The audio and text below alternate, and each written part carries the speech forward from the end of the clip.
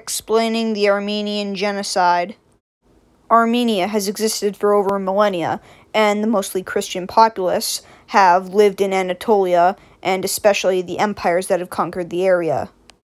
Since the 16th century, the area had been ruled by the Ottoman Empire, but by the end of the 19th century, the Ottoman Empire began to collapse.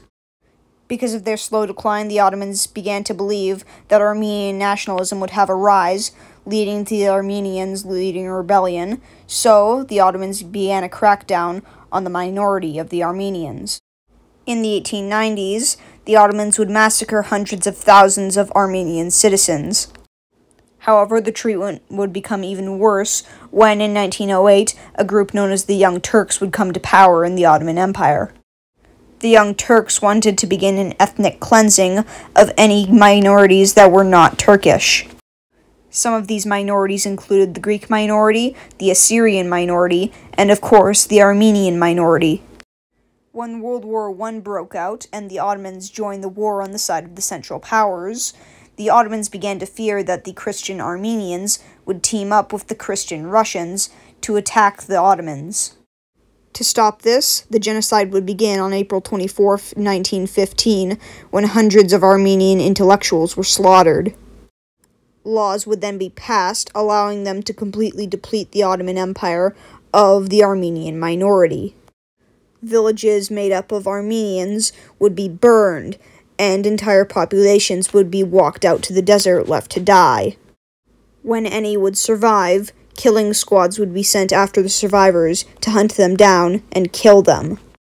Because of the war, the Ottomans would go on a mass genocide throughout the war, killing any minorities they deemed not worthy.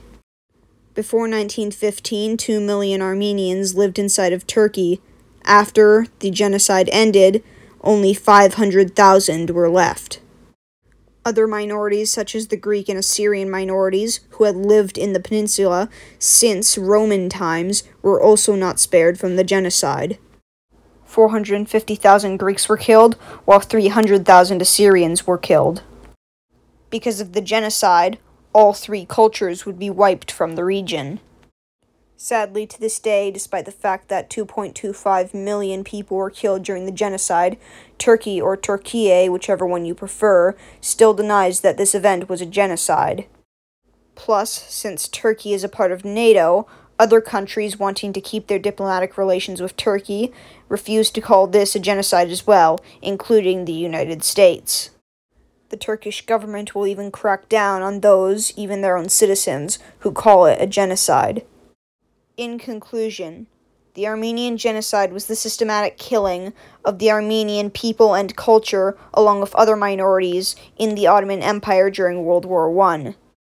Thank you for watching this video on the Armenian Genocide.